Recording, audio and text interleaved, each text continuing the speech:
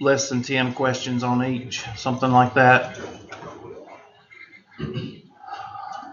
All right, first thing I want to go over again, get your calculators out, because I want to go over that again, because on the parametric I wasn't able to get the parametric to work, or something happened to the parametric. So I got a couple of examples just to let you see how to do parametric.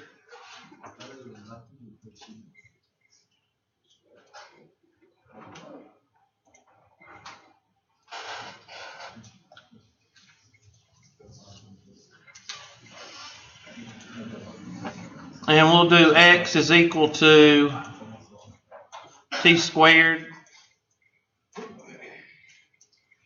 and y is equal to 2t plus 3.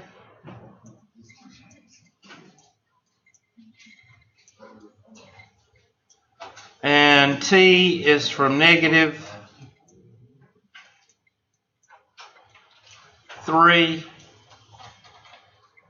to +3. So what do we got? Polar or parametric? Parametric, good. So graph it. So you go over to your handy dandy calculator, go to mode, go to parametric,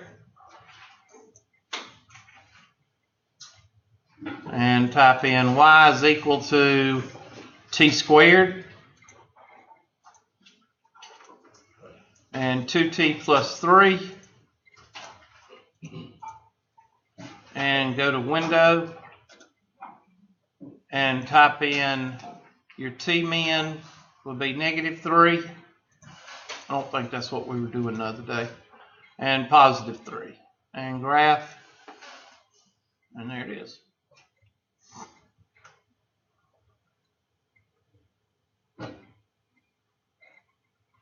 And that's your parametric.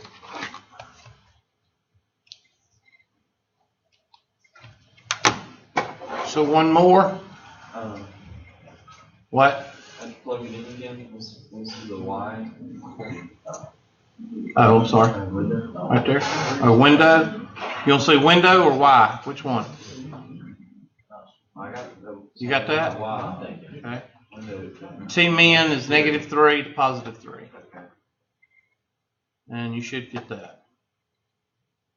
Another example. X is equal to 2t plus 3. That's rough. And y is equal to, 2t plus 5.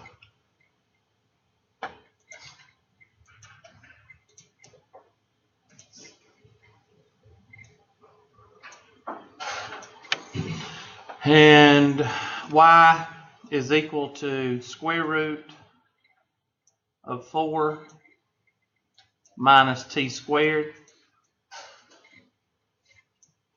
from -2 to 2.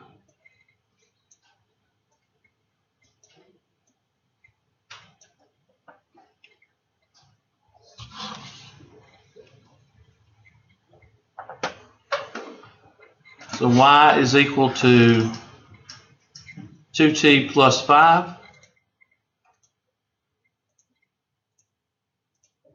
And you could do this with the square root or with the 0.5. I think it's easier for the exponent. So 4 minus t squared raised to the what? 0.5. And window is from -2 to 2. And there you go.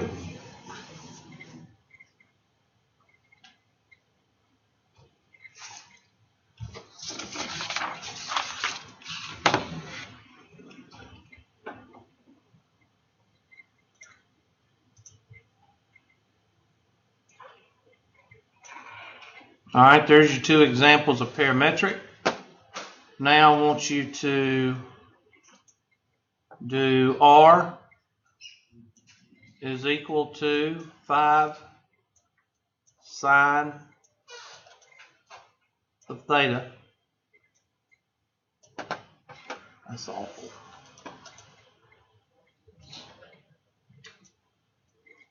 Of course, that's polar, so you would take your handy dandy mode, change function from parametric to polar,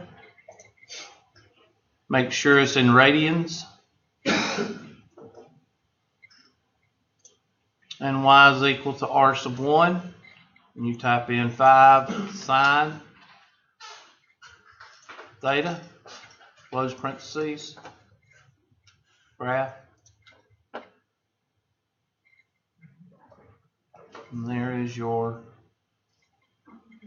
Now what would happen if you changed it to R5 cosine theta? Instead of the circle being on the x-axis, the circle would be where? Instead of it being on the y-axis, it would be on what?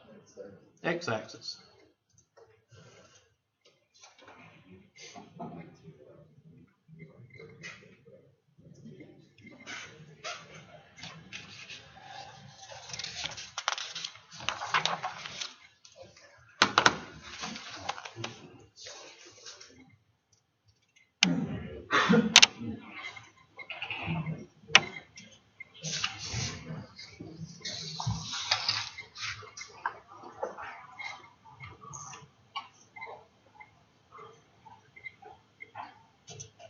Y is equal to cosine theta.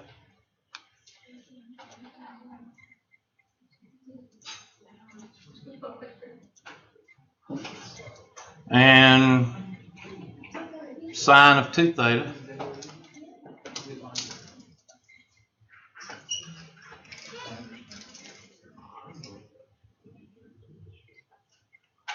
Of course, you have to blow it up a little bit.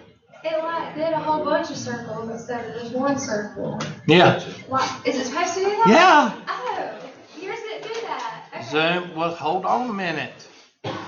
Zoom. Can you give me a second? No. Fit. Okay. All right, I'll pull it up this way. There we go.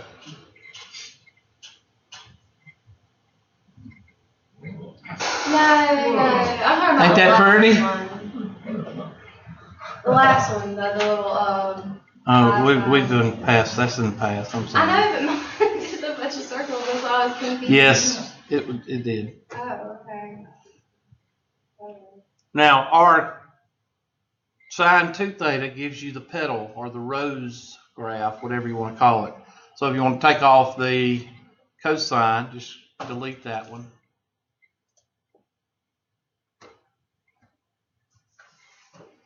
And that's where you start getting into your cardioids and your different type of pictographs or whatever you want to call them. Now we're going to come back to this one where I said cosine theta. We're going to come back to this one later. Well, we can go ahead and do it now. Now, what if I wanted to find, take my handy dandy highlighter, and what if I wanted to find, why isn't it, oh, I know why, that's why, hold on a second, there we go. What if I wanted to find this area? Right there. What? What if I wanted to find that area? Well, this is the difference of two what? Two curves, right? And we've done that. Integration, difference of two curves. Your cosine is on the top, your sine is on the bottom. And you just got to find where it what? Intersect. There you go. So we'll take our handy dandy red marker and we'll put a little. So you need to find that point. You already know this point. I bet y'all could actually find that. Try it. Huh? For the total? Sine of 2 theta. Y'all didn't write that down? Should be in your calculator.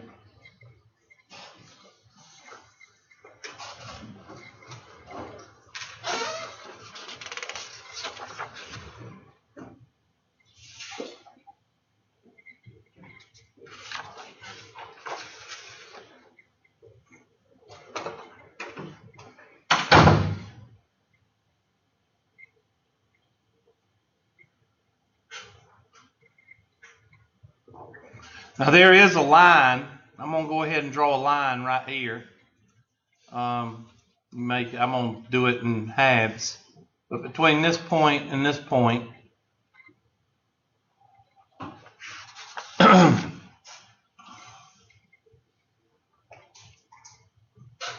there's a bottom section right here and a top section. This is cosine and this is sine. But remember, you have to square it. Remember we're doing polar coordinates, so you have to square it because you're talking about plugging into the formula. What is it? 1/2 integration, or integration from A to B, 1/2 of the f prime of x, quantity squared, something like that. Remember we talked about that? Finding the area in polar coordinates, the polar surface.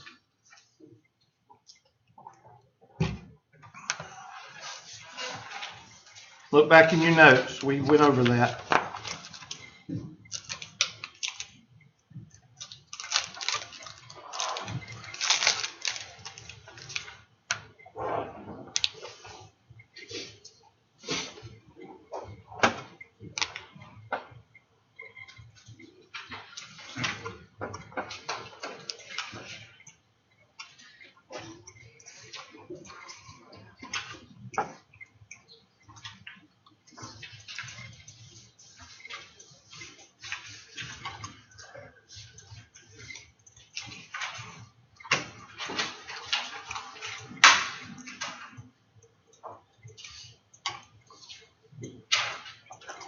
Sine of 2 theta equals cosine of 2 theta.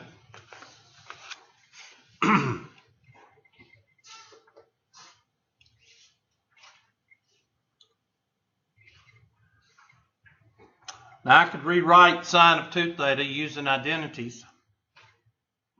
2 sine theta cosine theta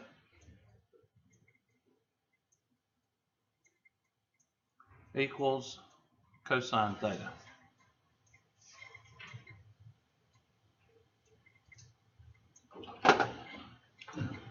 Maybe if I put this mouse pad back under here, maybe that'll work better.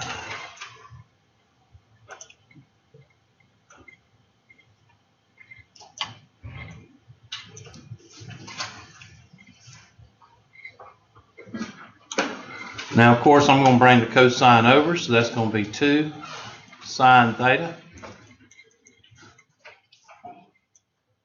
Really? 2 sine theta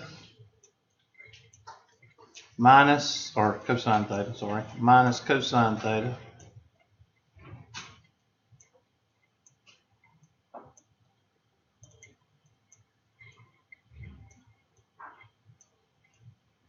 equals 0. And of course, pull out the cosine theta.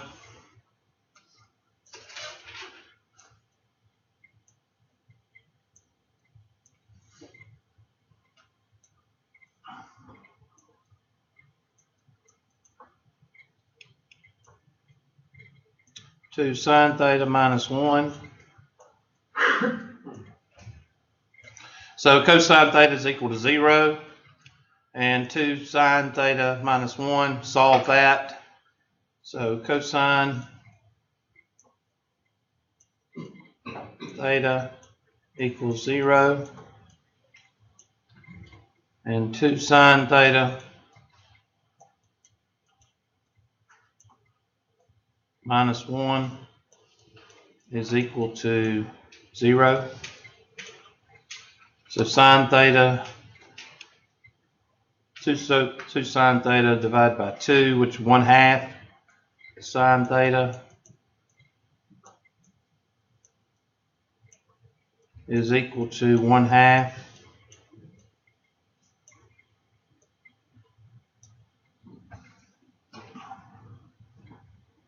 dang old 30 degrees.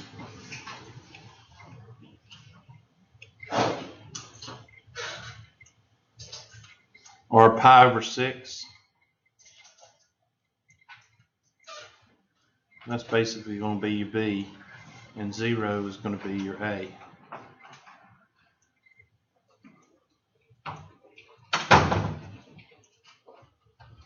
So 0 to pi over 6.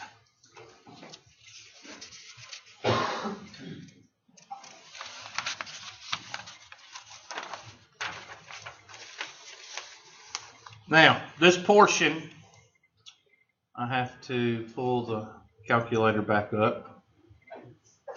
And remember, I have to go right here, this portion right here, and this portion right here. So I'm going to do sine. So that's going to be, let me go back to the white screen. So my first integral, and doesn't matter which one you do first, 0 pi over 6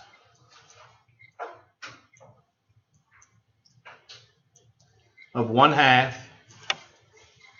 f prime of x, and I'm just going to put f prime of x right here, raised to the 2nd power.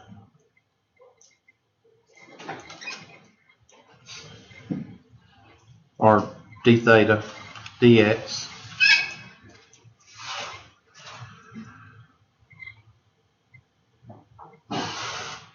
Is it f prime of x or f of x? It's f prime of x, right? Look back in your notes. Z pi over 6 of 1/2 sine of 2 theta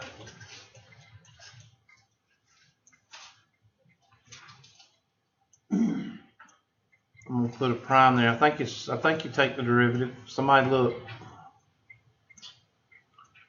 It's only in the notes like 2 days ago. Huh? D theta.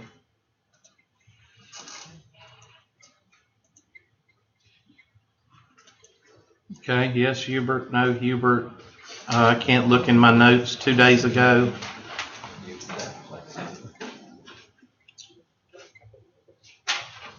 I'll just look it up in the book. By the time y'all find it, I'll probably have already found it. The only one I see is the wait. That's all right. The one with the G and the one with the F, like together. Hold on. And then the last part of that class, I showed you the surface area. I thought I did.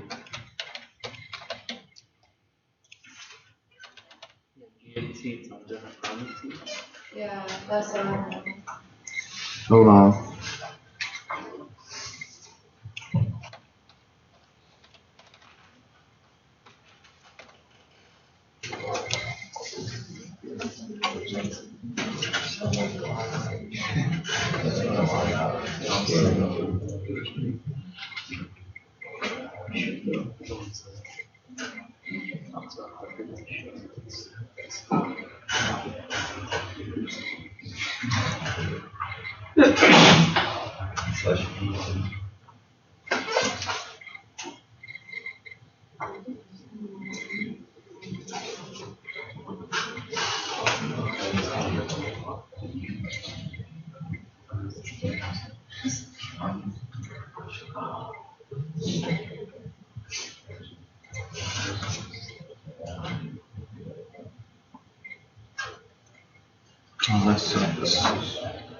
have went back.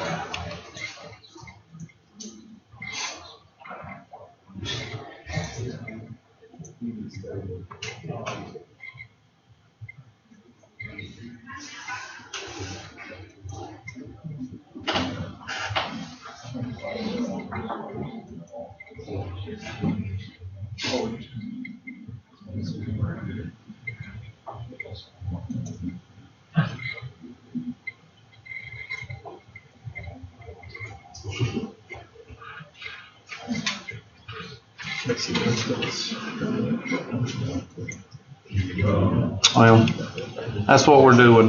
Sorry.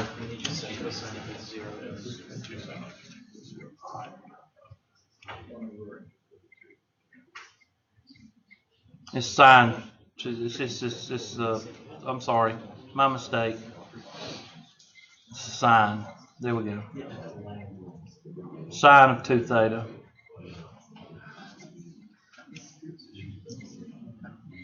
All right, now the first thing we do here is we change this into 1 minus cosine of 4 theta using identity.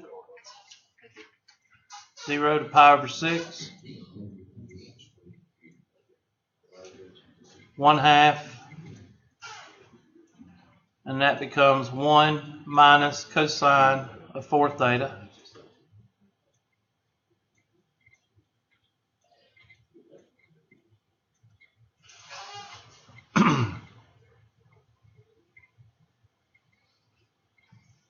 And that's because we changed this. It's cosine squared theta. This, oops, turns into that. D theta. All right, now take the integral of 1 minus cosine 4 theta.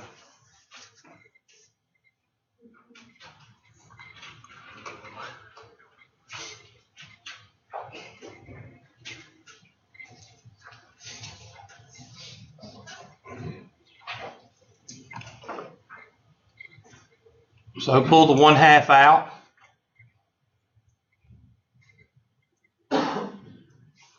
And that's going to be the integral of, I'm going to put a bracket here,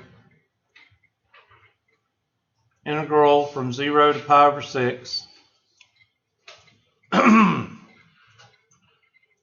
1 d theta minus integral from 0 to the power over 6 of the cosine of 4 theta d theta.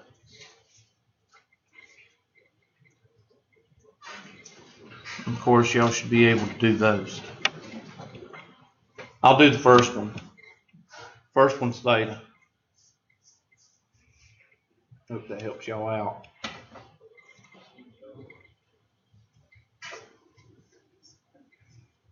And now after you do this one, you do the same thing for cosine. Because you're finding, go back, okay? Finding this area and this area.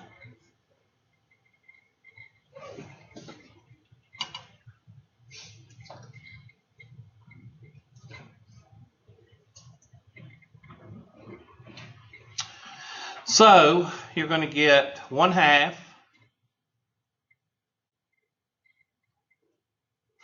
bracket theta minus what? 1/4 what? Sine of theta. Evaluated at 0 and pi over 6. Y'all crank that out because I didn't do it. I got it down to 1/2 pi over 12 minus square root of 3 over 16. So I didn't finish it. So I'm just going to circle this, and that is the area of the sine 2 theta side. Do we need to integrate them on different intervals? Say again? Where do you need to integrate them on different intervals? No, because the intersection point is right here and right here. Well, you're right. It would be pi over 6 to pi over 2. Yeah. So the second one, let me go to another page here. So you got this one. Everybody got that? Now the second one would be the antiderivative from pi over 6 to pi over 2 of cosine theta squared. Like I said, and that'd be 1/2, sorry, 1/2. And that basically comes from, what's the area of a rectangle? Length times what? Width.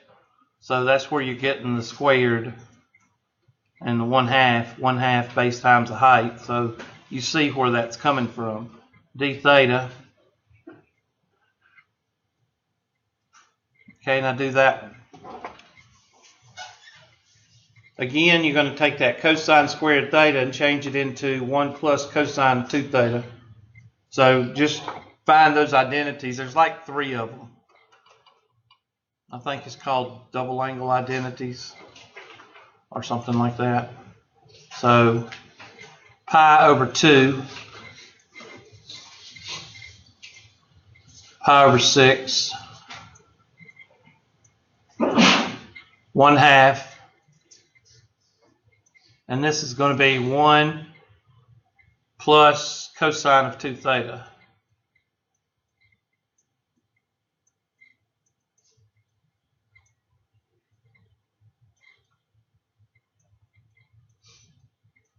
D theta. And go ahead and pull the 1/2 out, and you're going to get theta plus the derivative, the antiderivative of cosine is the what, Miss Anthony?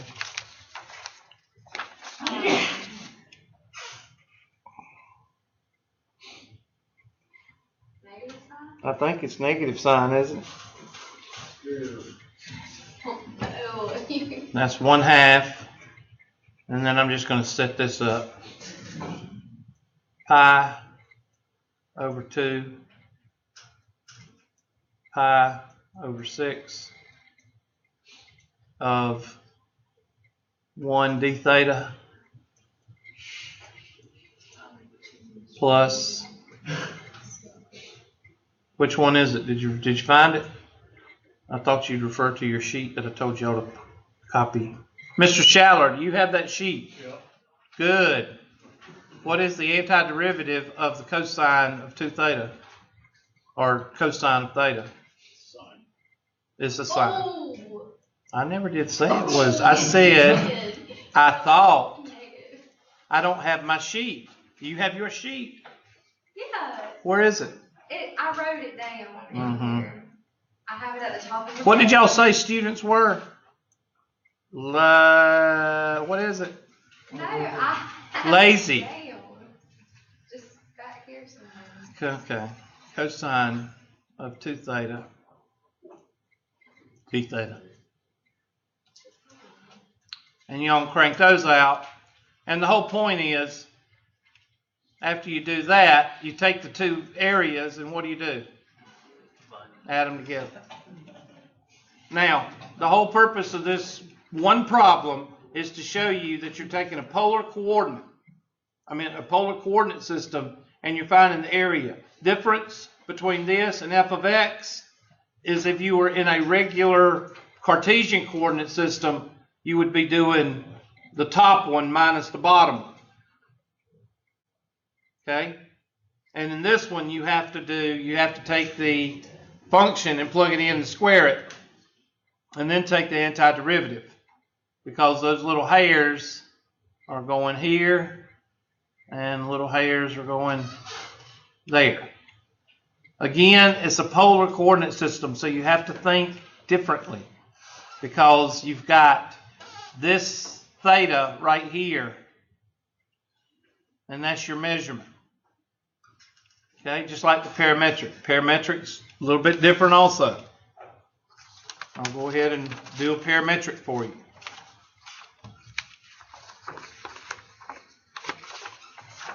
Now the parametric, I'll give you a little bit of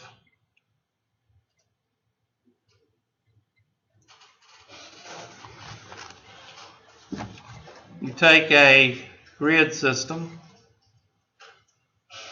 and you've got, now again, what does parametric introduce into our regular system? Time. So instead of A to B, meaning x to x, x of 1 to x of 2, or A to B, it's going to be alpha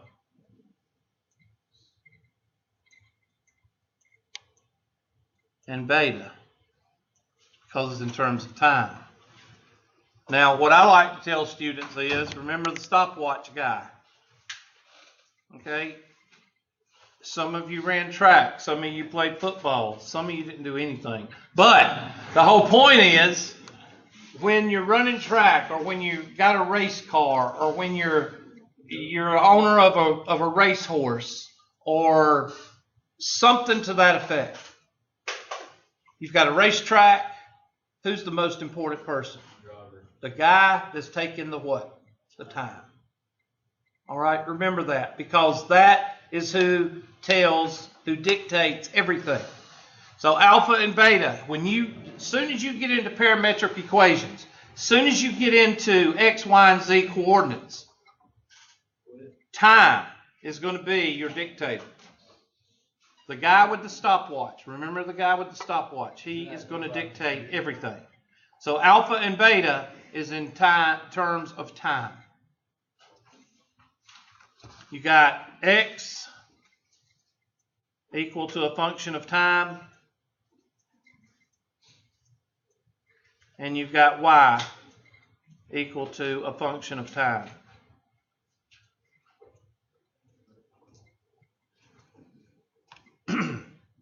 And to find the area under this curve,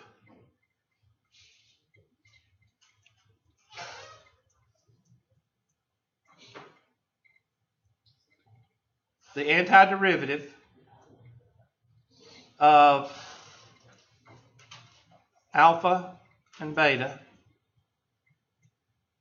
of g of t, this is the one you take the prime, f prime of t.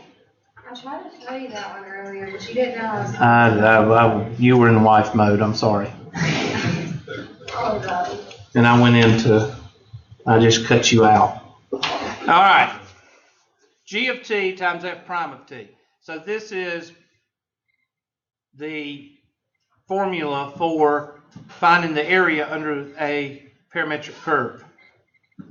And as you can see, you take the derivative and then you plug it into the integral.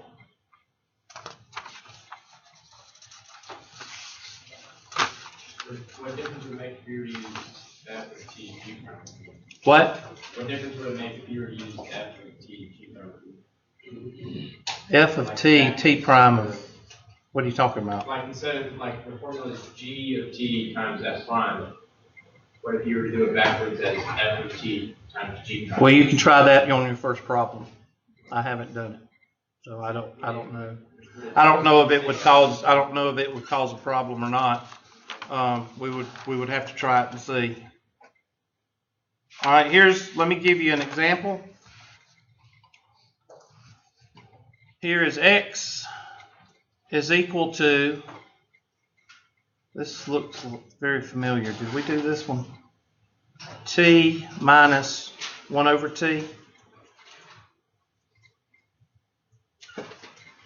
I swear we did this. And y is equal to t. Okay, we did do it. Did we finish it? Not really. You did that little like your other teacher did. And didn't really. Yeah. You know how to do You it. just put dot, and then you gave the same. Okay, well, we'll go through it again because y'all suck. I have no idea what I went. You said like 2.5 equals t plus 1 over t dot dot dot 2 and 1/2. Okay. And then you wrote down some other stuff and said distributive law. Something. I can't draw a dashed line very well on this thing. You making excuses? Yep. I figure y'all do it so much, 12 dead grandmothers. Y is equal to 2.5.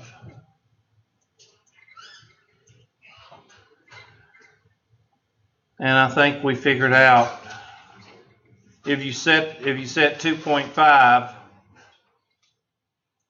that's your y, and you set it equal to t plus 1 over t. I think we came out with 2 and 1/2, right? So 1/2, comma 2 is our time.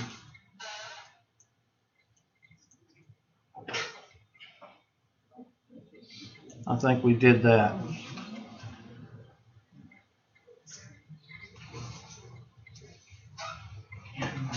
So that means at 1/2, I think it comes out to be right here, t is equal to 1/2.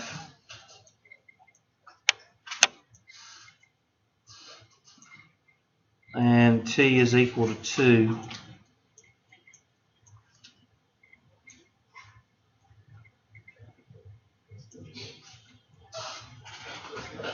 And that's at -3/2 x. And this is at 3/2.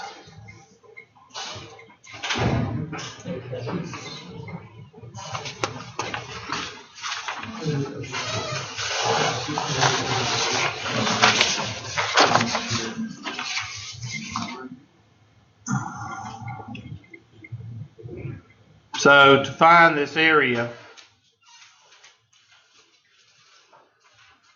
it's going to be the antiderivative from 1/2 to 2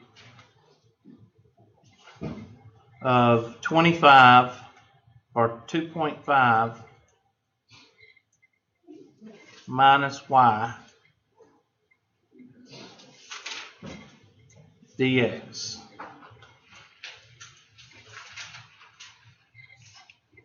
And then you're going to take t, which I meant y, which is this right here, and plug into that right there. And that's going to be from 1/2 to 2 of 2.5 minus parentheses t plus 1 over t.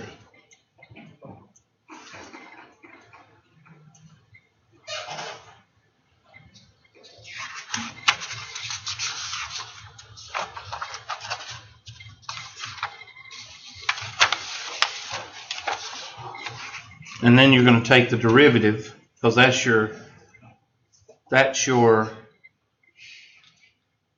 g of t. Now you're going to take f of t, and you're going to take the derivative. There's your f of t right here.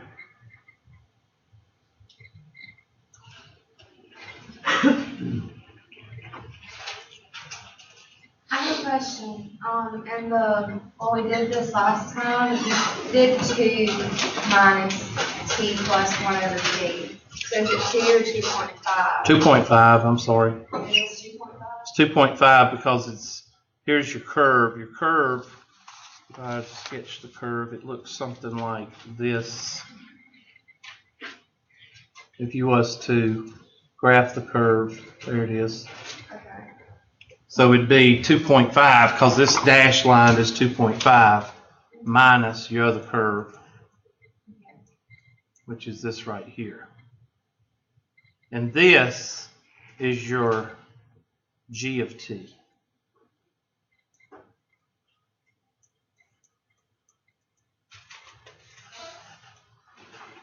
Okay, now you got to multiply all of this times your f prime of t, and this is your f of t right here, so you need to take the derivative of this guy.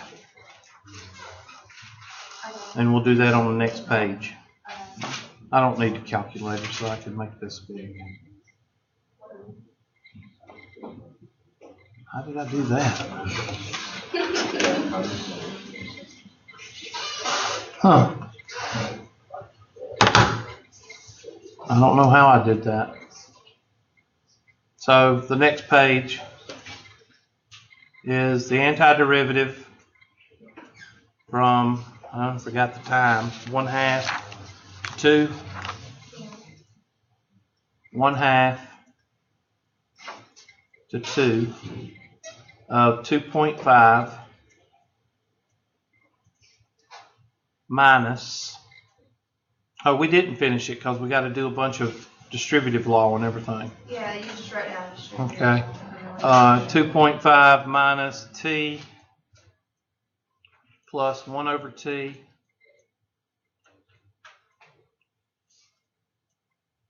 I'm going to put that in brackets times 1 plus, I think it comes out to be 1 over t squared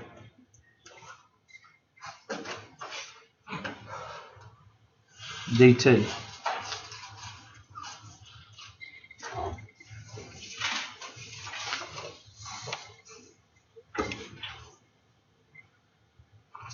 Because the derivative of t is 1,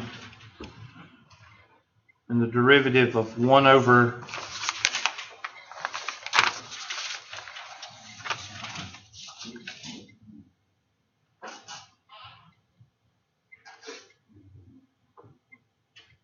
be t squared, right?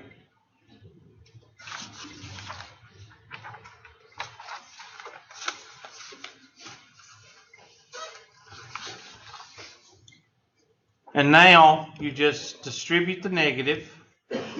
So that's going to be 1/2 to 2 of 2.5. And what is the negative? What's this negative? Negative makes that negative t. And how else can I write 1 over t? T to the negative 1, but that negative is going to make that a negative, so that's negative t to the negative 1. And then parentheses, and then 1 plus t to the what? Negative 2. Now take that, and we're going to distribute. And that's when it gets fun for y'all, because most of y'all would give up. Right? I'll do the first one for you. 1 times all of this is all of this. I did that one for you. So we know we got, and I'm not even going to worry about the integral right now. I'm just going to do this. So 2.5 minus t to the negative 1. Okay, now we're going to multiply the negative 2. So that's 2.5 t to the negative 2.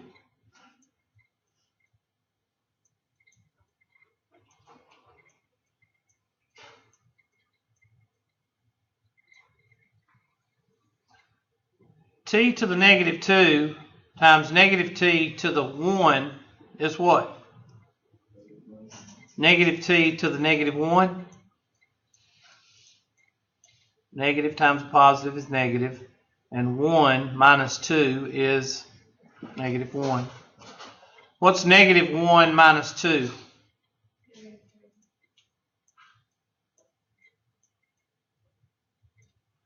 dt. And now you either combine like terms or you start to do your integration, whichever one comes first.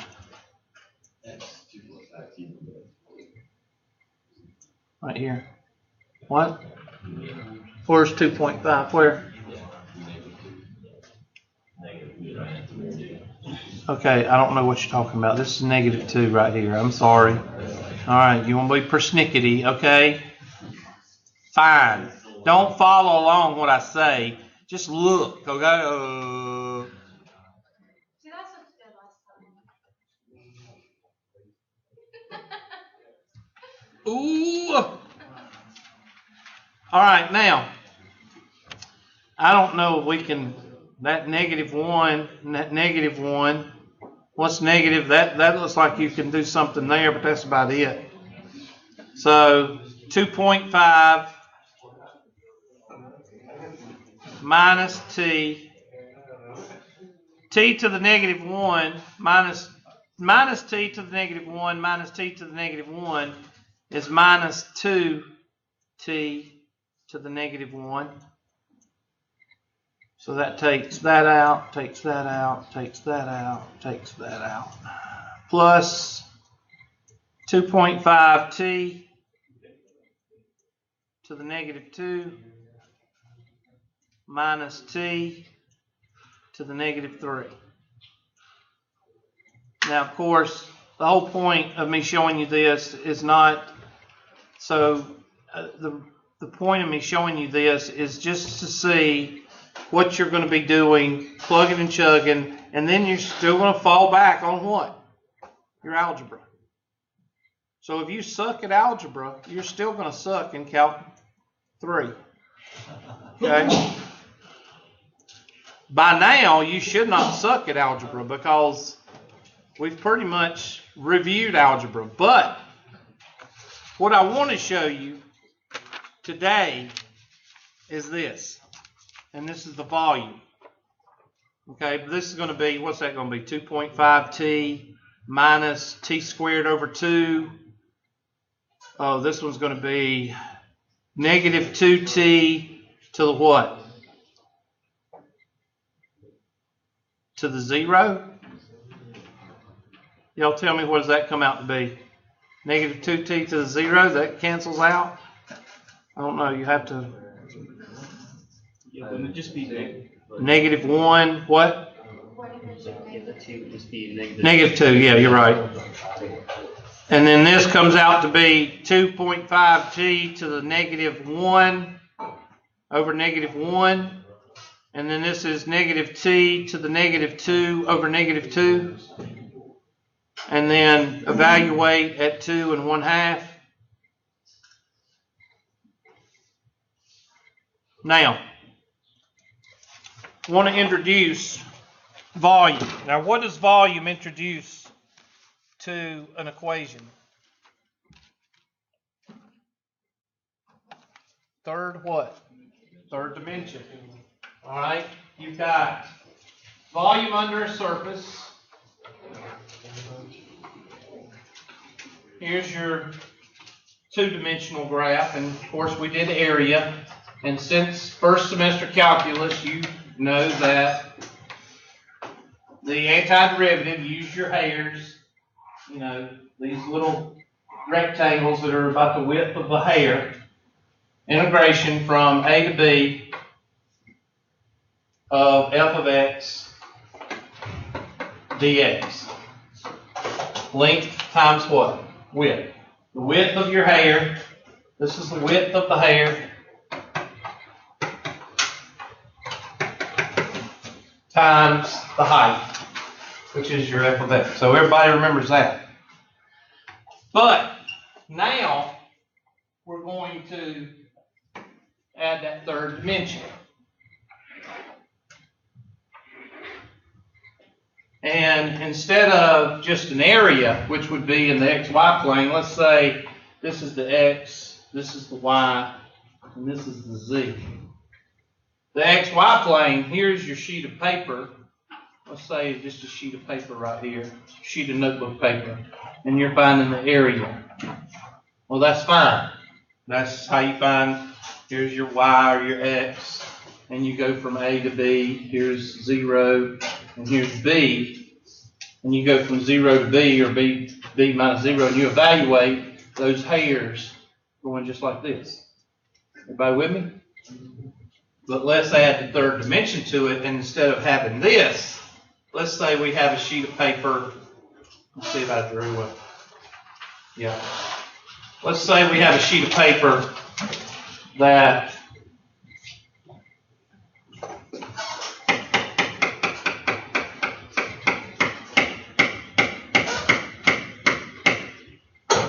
is up here like this. This is so hard to do on this screen, so y'all just have to bear with me.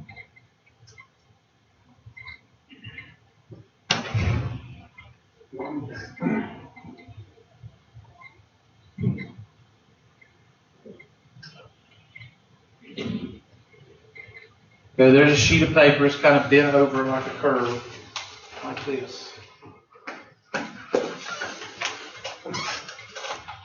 And if you shine a light over that paper, it's going to have a shadow. One of the things you're going to have to learn how to do in third semester calculus is draw in 3 dimensions, which I suck at. But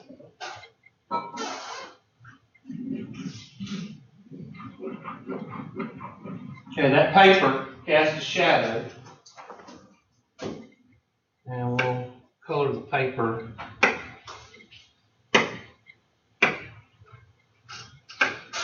Okay. Color the paper a dark green.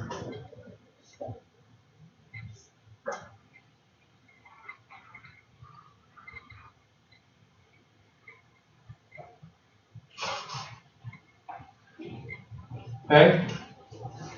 And the area under that, the volume is what we want. So we're going to take that same highlighter.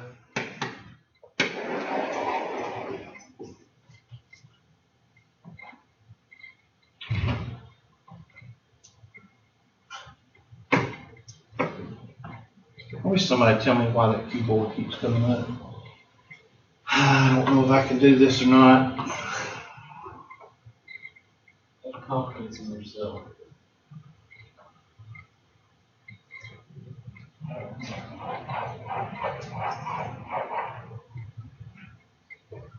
That blue is what we're wanting.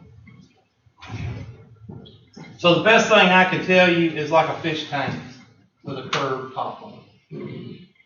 Best thing I can tell you. Now, of course, the curve throws in a little bit of problem, because if it was just a fish tank, what would you do?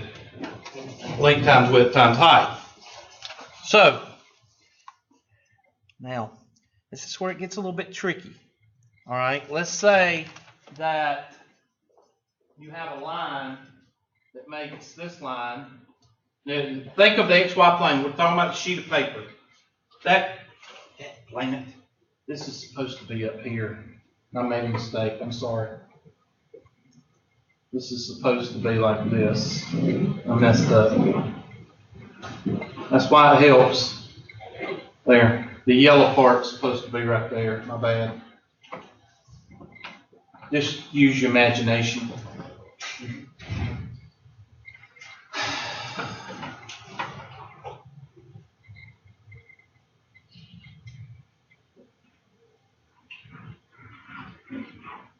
Okay. Now think of a piece of paper in the XY plane. And there's a line forming that one, and a line in the X plane forming that one. And we'll just call this one B. X is equal to B. If X is equal to 5, let's say X is equal to 5. And that would be a line going this way. And Y is equal to 3. Everybody see the intersection of those 2 points? Okay? And we'll call this A. Call that A. Then everybody can agree that the shadow can be written in terms of an X and Y plane, X, A, and B. Everybody agree with that? All right, so I can actually say this. The antiderivative from 0 to B of f of x, y, and I can write that in terms of x, and that is a function of y. Basically, this says you got x and y. You're still in the same plane that you've been dealing with since what? Since pre-algebra, the x and y plane. But we've got to add this, the height. And the reason this is a problem is because this is a curve. So we have to, and this is just for you to think, okay? We're not building a rocket here, we're just trying to think. So we have to add another dimension, and this is where I'm going to try to do this. We've got, I'm going to take a slither, one of my hairline slithers, and I'm going to draw that slither right here. And of course it goes up here. Of course I can't draw a dot with this thing, but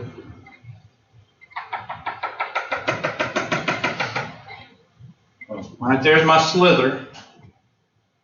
And you could say it's a function of y, dy. You could say that slither, well, eventually, if you want to exaggerate it a little bit,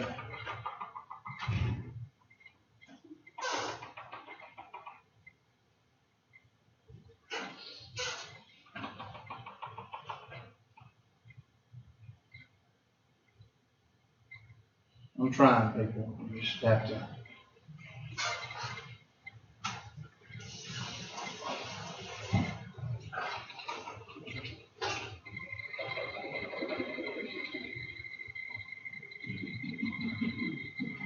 Y'all remember the slice in your work problem, right? Okay. So technically, I have a volume strip right here.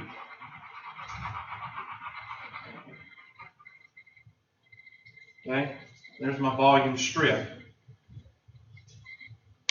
Now all we have to do is we have an integration of this, which is the area, and then we have another dimension, which is width.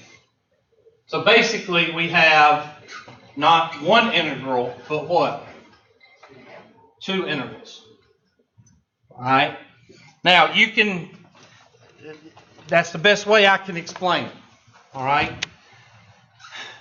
Instead of just having your integral of the box, the black box, which would be an integral from 0 to b, integral from 0 to b, you still got the third dimension, which is the top, which is a curve, and you have to take that into effect. So the best way to explain this is a double integral from 0 to b and from 0 to a of f of xy dx dy. Oops, of course I can't write on the right side. Hopefully we won't have training one day. Dy. Now, this is important because you have to realize that when you take a double integral, this guy right here is in terms of this.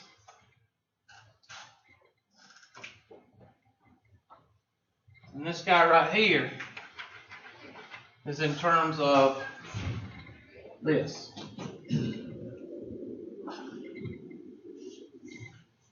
So that's all double and triple integrals are? Yep. And then it's just knowing your algebra and stuff. You're getting it, yes. And that's what you're going to be doing in Calc 3. We're going to do an example. And when you see the example, we'll do two examples right quick. And they're real easy. But the reason people don't understand them is because they've never been taught this right here. This right here. So this is very important. That's very important that you understand that this guy goes with these and this guy goes with these. And then once you take you can do the integrals separately, or you can do them together. It doesn't matter. But you got to remember implicit differentiation, because you're taking the derivative of something in terms of something else. Okay? So we're doing implicit differentiation. So let me give you a quick example, remind you of implicit differentiation. I want you to take the integral of 2x plus y squared dy. And then I want you to take the integral of 2x plus y squared dx.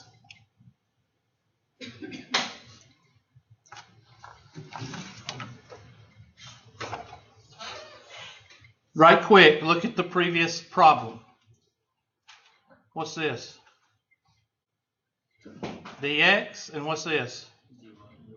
Dy.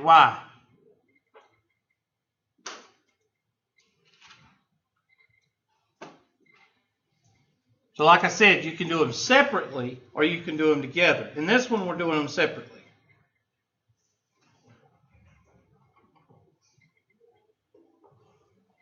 So remember, when you're doing dy, you treat anything x as a what? As a constant. You treat it just like a constant. So this one would be 2x dy.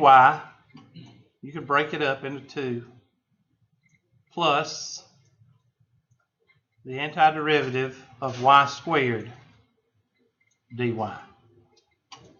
Now the reason I'm writing it out is kind of reviewing, because it's been what? It's been since first calculus, since you've really done. Did we do any implicit differentiation this semester? I don't think we did.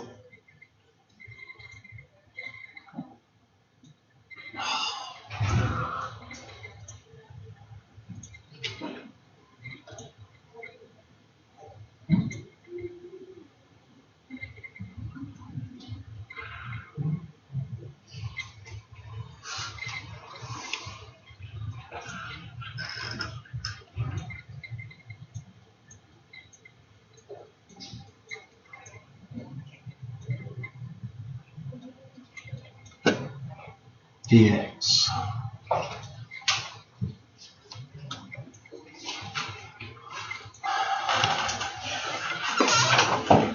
Okay, so if I treated this as a constant, yeah, just come on in whenever, that's fine.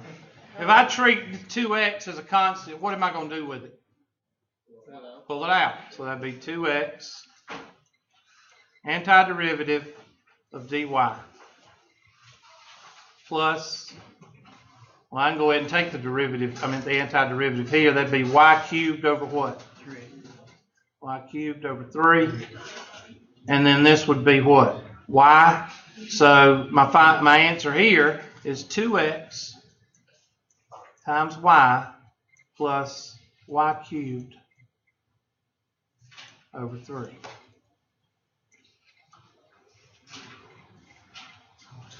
So this is kind of a review.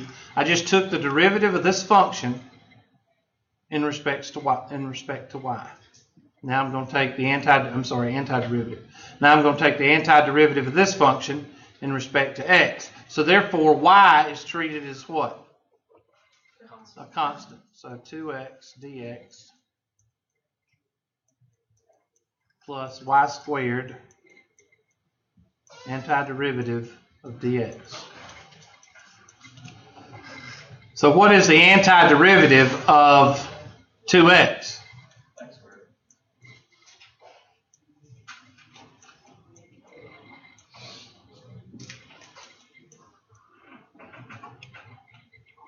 Okay, so that's your review over implicit differentiation.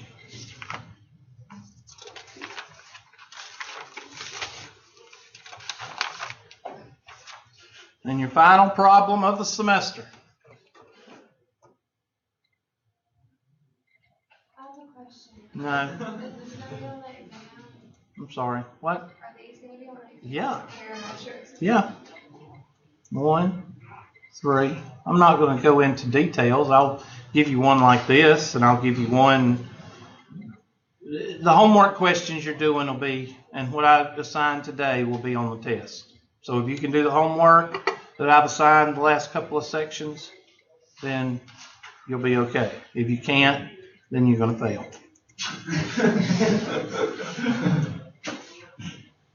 X, Y, plus X squared, Y cubed, dy, dx. Now, if I wanted to, could I change it to dx, dy? Yes, if you change the antiderivatives in front. So if I wanted to rewrite this as dx, dy, then I would say I would turn it around. In other words, which goes with which? This right here goes with this guy. That is 0 too, correct? Yeah, that's 0. And persnickety. Yeah, that's, yeah. So does it It matter? looks like 107. I don't know. Does it, like if you were to flip it around, would they still get, You would still get the same answer, yes. I wouldn't do it too much though, because what does that breed? Confusion. And it takes extra time. So most of the time I would just do it. Well, like if you were given like a picture and you set this up yourself, it wouldn't matter what you No, you could do it either way. All right, go to work. Now y'all should be able to do it because you know how to, so all it is implicit differentiation and plugging and chugging.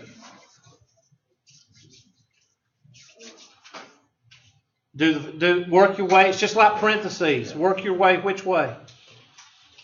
Inside out. So you're going to do the yellow first.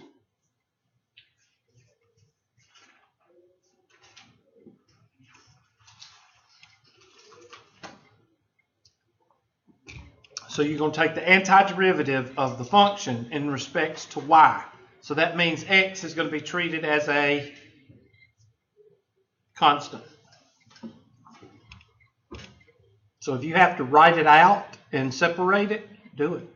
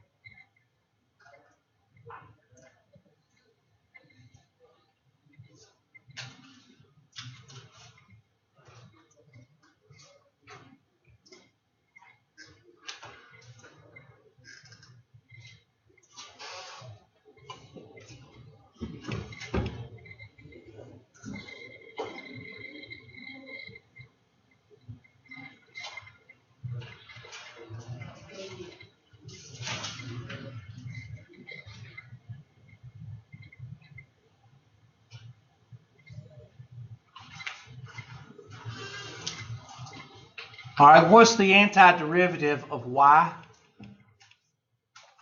Y squared over 2. So we got x, y squared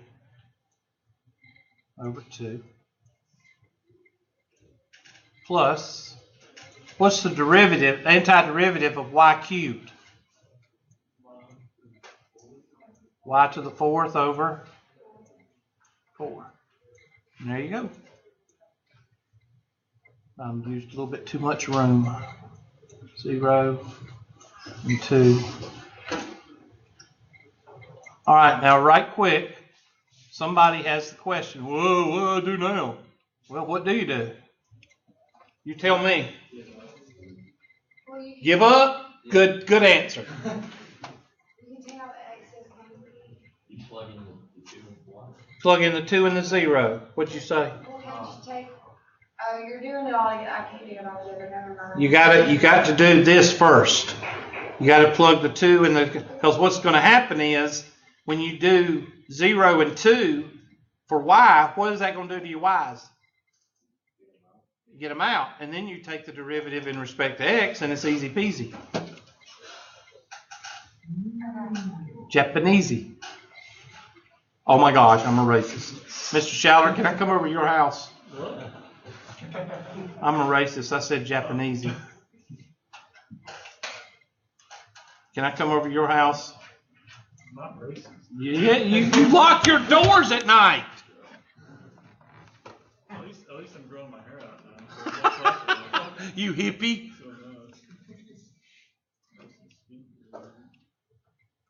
I got a question. Okay, no, we're not going to talk about the girl on the Smurfs on the Seinfeld episode. Is that what you're fixing to ask? Okay. No. What are you going to ask? Oh, crap. Oh. Far cry from it. You know how web design normally messes up our text? Oh, God. Yeah, every now and then, unless it says I got. Okay, I don't want to hear it. Let's work the problem. I don't want to hear it. Tell me after class. All right, I'm going to plug in x, and then that's a 2 squared over 2 plus x squared 2 to the 4th over 4. I'll do 0 for you. Let's see, plug in 0. You get 0. Aren't y'all impressed? That's 2 to the 4th, is that right? No, it's 5 to the 600th power. You know, there's a way y'all can check that. Take the number and plug it in and see what you come up with.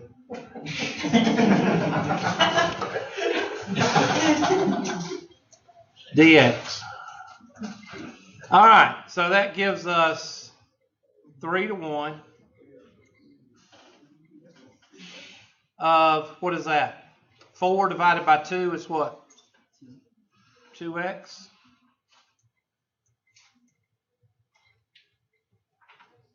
Plus 4x squared. Yep. Huh? I got 8. Okay, 2 to the 4th 16. is 16 divided by 4 is 4. I thought I was right. And now what do you do? From the antiderivative of that. You take the antiderivative of that and plug and chug. So that's going to be 2x squared over 2, which is x squared.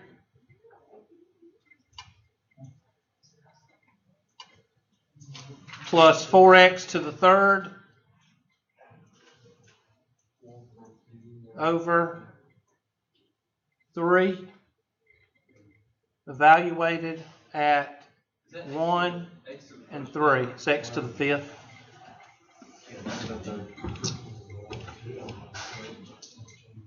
So that's going to be 3 to the 2nd.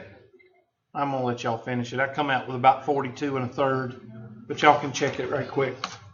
42 or 43 and a third, somewhere in there.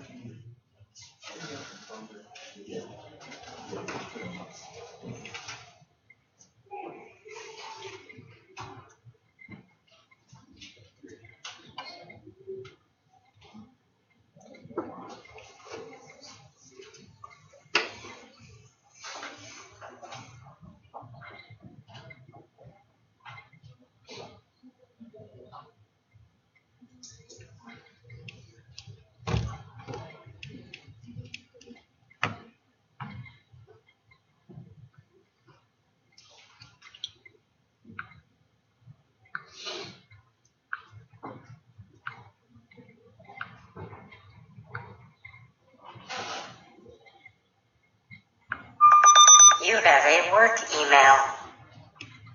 A Gmail has just arrived. Darn. Pick up my phone and it goes bonkers.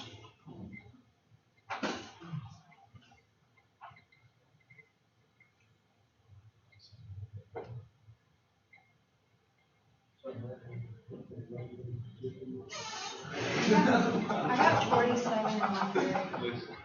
Is that close enough? I got 42 and a third. But I did it without a calculator, so. All right, 9 plus, this is what I got. 9 plus 4/3 times 27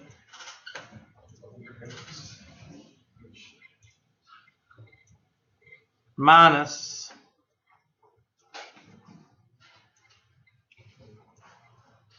1 plus 4/3. Yeah. But then when you do that. Well, hold on a minute. 27 divided by 3 is 9. That's 9 times 4 is 36. 36 plus 9, 45 Minus 2. minus. Oh, minus. Yeah, there's a minus sign right there. The 1 and 4/3, which is 2 and 1/3. Somebody help me out. Yes. Okay, then it's 2/3. I was 42 and 2/3. Or is that what you got? Okay, 42 and 2/3.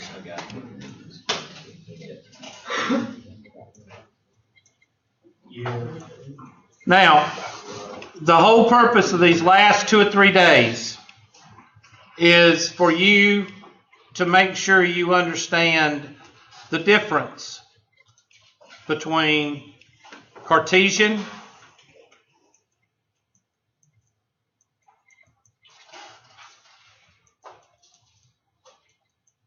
parametric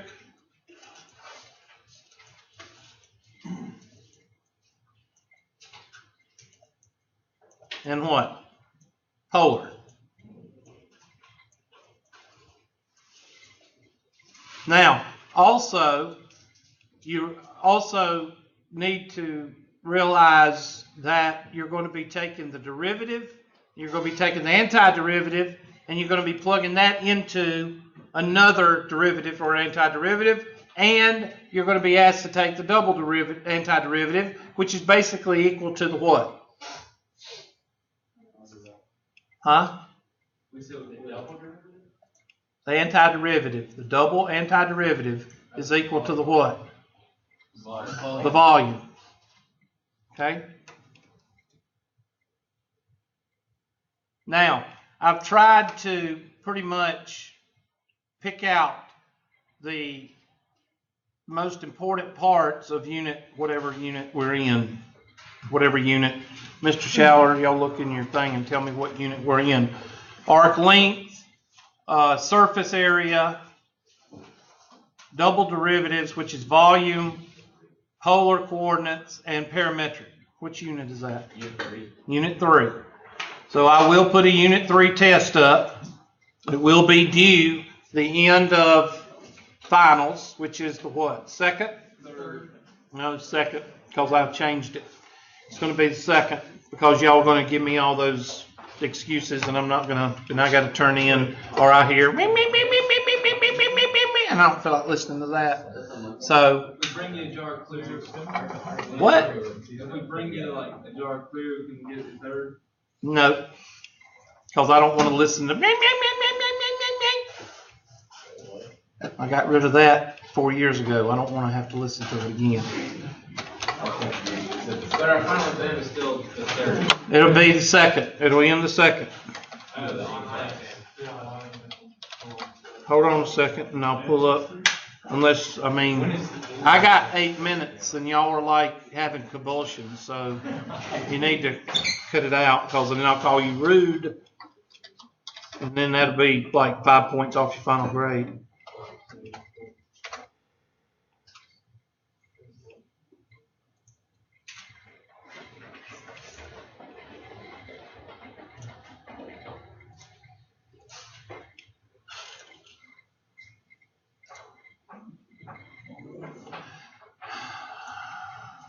Blankenship is not here.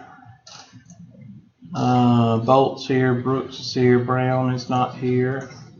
Rialdi is here. Hammer's here. Khalil is here. Klutz not here.